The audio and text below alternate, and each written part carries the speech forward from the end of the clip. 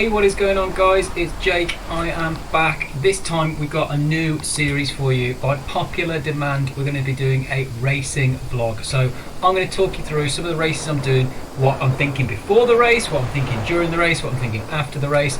And I'm hoping that that just gives you a bit of an insight into how I approach racing, what I'm thinking, what sort of ideas I've got rattling around in here that sometimes work, sometimes don't. And these are going to be a series of races that we're not taking too seriously, that we're going to be doing just to sort of stay sharp, stay fit, stay in shape in the ZRL off season. And we're going to kick it off by doing a course that I've not done before. So we're doing the 3R hilly race, I think it's called, and it's a whole lot of lava. So it's pretty flat for the first half. Then you go up the Volcano KOM for 6-7 minutes. Then it's going to be straight down the other side, and then you've got maybe 2k before the finish. It's that sharp, slight uphill rise coming straight out of the into the volcano, and then you know the finish line sort of halfway across. So a little uphill drag's quite good for me. I've got my teammate Alvaro here today with me, so there's two snow representatives, and we're not expecting to do too well. This is a mixed category race.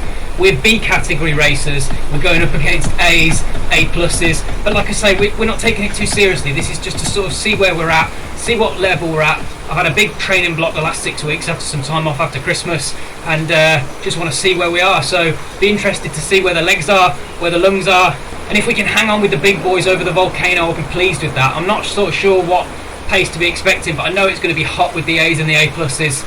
And me and Alvaro have got a little bit of a punch, so if we can get on over the top of the volcano, you never know what could happen in the finale. I'd be pleased if one of us could get on the podium, at least for B, ideally overall, but we'll see what happens. We're not going to put too much pressure on it, and we're going to have some fun, if you can call the volcano fun. And this is a series of races that's on Sunday morning UK time, so it's quite good for just sort of getting up in the morning, having a quick blast, and then getting on with the rest of your day. And if you've got any questions during the race about this race, about other races, racing, sprinting, whatever you like, send them across, put them in the comments on the comment section, and I'll try and get round to them in one of the next few episodes. And this is going to be Alvaro's first proper race with snow, so really excited. He's a really strong rider. He's definitely capable of winning this. He's way too strong to be a B, really. So if I can hold his wheel up the climb, maybe he'll give me a lead out in the finale. Or maybe if he's the new guy, I should be the one leading out him, but you know, we'll see. As usual, I'm not warmed up. I don't feel warmed up. I'm not very good at getting out of bed on a Sunday morning. I think it's going to be really easy until the climb. I think most people are just going to try and save whatever energy they can on the flat first half. I think it's about 8k until the climb. It's only going to be a 20-minute race. It's going to be really quick. It'll be about 10 minutes till we get to the volcano, straight up the volcano, straight down the other side and into the finish. A fight to stay on over the top of the climb, get into the group, and then get dropped on the descent. I do like the look of that finish though. I think me and Alvaro have got a good chance at getting a result on that, if we're still in the front group. I think Whole Lot of Lava's a new route actually in Motopia. Maybe it was a rebel route. Well guys, nearly ready to head into the pen. I'm excited to see what happens here. This is going to be brutal. I'm trying to psych myself up as best I can. And I guess we're going to find out, can a B take the win in a mixed category race? Alright, let's do this. I'll see you in the pen. So even though this is quite a short race, we're going to skip through it so we don't have to watch every second of it, and I can talk you through the exciting bits. So as you'll see, when we left the pen, as anticipated, it was quite an easy start. People just keeping what energy they've got for the climb, which is coming up fairly shortly. I think most people know it's going to be difficult to drop anybody before that. With the exception of one rider who you'll spot off the front in a second, and I'm just going to make a little note of this. His name's M. Gray, so you'll spot him just there, and a couple of the other riders mention it as well, that he's off the front on his own, which is quite a bold move this early in the race, especially with the climb coming up and a group of 60 riders, including A's, A pluses, everybody chasing him. So he's going to come into play a little bit further on, so just wanted to make a bit of a note to spot him now. But I think everybody else is being clever with their energy and just making sure that they're going as easy as possible before the climb. You'll spot me, I'm always at the back of the group here, so just taking it as easy as possible, doing my patented wheel sucking. There's one thing I do well in Zwift racing, it's suck wheels, so just doing that here, getting the maximum amount of draft for the minimum amount of energy as we start to then head towards the climb. And as we hit the base of the volcano, it's game on and all hell breaks loose as I make a big mistake to be a little bit too far back in the group. So I have to push to sort of get further up the group and as the gaps open up, sort of go around people. So a bit of a mistake from me there.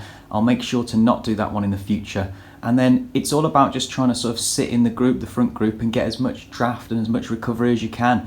It's still a very draftable climb. We're doing 40 kph there, which is really, really fast for a KOM. So it's about spiking your power on those steeper bits, as you can see, and then you get a lot of recovery on these flatter descent bits on the volcano. So you're able to sort of go into the red and then get a little bit of a breather. As I look around me and see Alvaro's near me at all times, he's in a really good spot as well. So I'm really, really pleased at this point. I think we're going to be okay. We're going to be able to hang on with this main group because of the draft and let those A and A plus riders drag us up the hill. We can still see our friend Gray just dangling out ahead. So we get towards the top of the climb and I'm thinking here, we're going to be okay. We're going to be able to hang on here. We just have to make sure that we surge on the top part, put in a little bit of a dig on that steeper section and just get over it. So my heart rate, my max heart rate is about 188. Anything above 180, I'm really starting to suffer. Mid 180s, I'm really in pain. But here we're okay. We're just sort of beneath that. So I'm just about in my comfort range as we put in a big surge over the top, just to make sure that we're in the front group as we go over the top. And I think that my power there was around 4.7, 4.8 for around 6 minutes 53, I think was the time. So pretty fast time on the volcano, but like I say, very, very draftable, so you're able to get a lot of recovery. And on the descent here, the most important thing for me is to make sure I don't get dropped. When all the other riders are recovering, I'm having to sort of like watch it. And as you'll see in a second, I do make a little bit of a mistake, as usual, and let a gap open up that I then have to sprint to kind of push to get back on. So not ideal when you're trying to recover with one eye on the finale, which is coming up in just a couple of K. So that means it's time for us to start thinking about what we're going to try and do in the finale. And we're just pleased to be here at this point because that climb was going to be where we got dropped. And we got a really good punch compared to some of the riders in this group. So both myself and Alvaro have got a really good chance at getting a podium if we can just time this right. So as we approach the final K, our options are really quite simple. We can either try and hang in for the sprint, let the group do the work for us until the very last minute, and being a lazy sprinter, that is always my preferred option.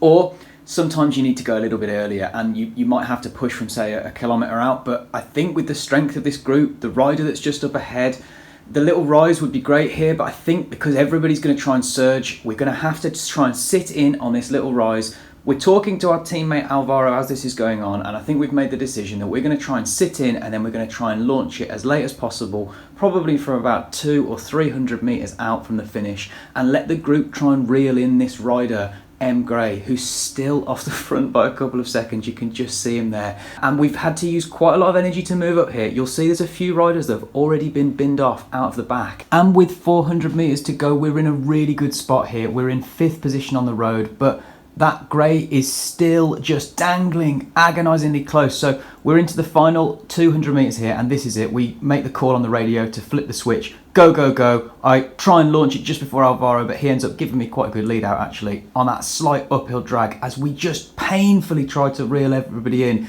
I think it's going to be heartbreak on the line, but we just managed to mug M. Gray and snatch the 1-2 victory for the team there. Really satisfying. We weren't expecting anything like that. So to take the win in a mixed category event was really, really cool. Not something we thought necessarily we were going to be able to do. And the rider out front, M. Gray, did 5.6 watts per kilo on his own solo for the whole race. So it just shows you the power of the draft, where we did 3.7 and 3.8 and able to sit in and take the win by essentially being quite good at wheel sucking, drafting, rather than being the strongest riders, which we definitely weren't in that race. Definitely found that the legs were in a lot better shape than I thought they were going to be in. I was suffering quite a bit after the volcano, but that's the beautiful thing about being a sprinter. If you're still alive, you're still in the bunch, and you get to the finish, you've got a good chance of getting the win. So something that everybody needs to practice is a good sprint.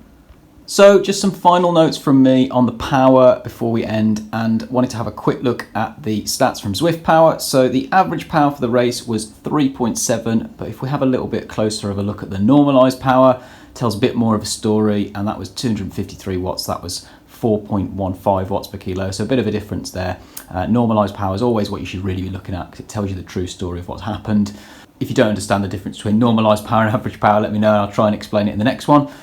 And then when we have a look at the Volcano segment itself, that was 6 minutes 53 seconds at 4.6 watts per kilo. So not totally outrageous power, but the surges were enough to make it a bit difficult. When we look at the race stats themselves and how we did in comparison to the other riders, we'll see that the real difference is that short-term power. So the big red numbers that you can see for 15 seconds, 30 seconds, 1 minute show that punch, that 1 minute effort that we made at the end really set us kind of apart. And Alvaro had a very, very close second there of 6.8 watts per kilo. So just shows you that having that punch at the end and a good sprint makes all the difference, and quite happy with those numbers considering I had a bit of time off. That's it from me. I hope you enjoyed this new style of video. I enjoyed making it for you, and I'll try and make some more. It's actually taken me quite a long time to get this together, so I've got some more race footage ready to go, so I'll try and edit that and get those up as soon as possible. So I hope you enjoyed it. Give me a like and a subscribe if you did. It helps me with the YouTube algorithm reach more people, and catch you on the next one.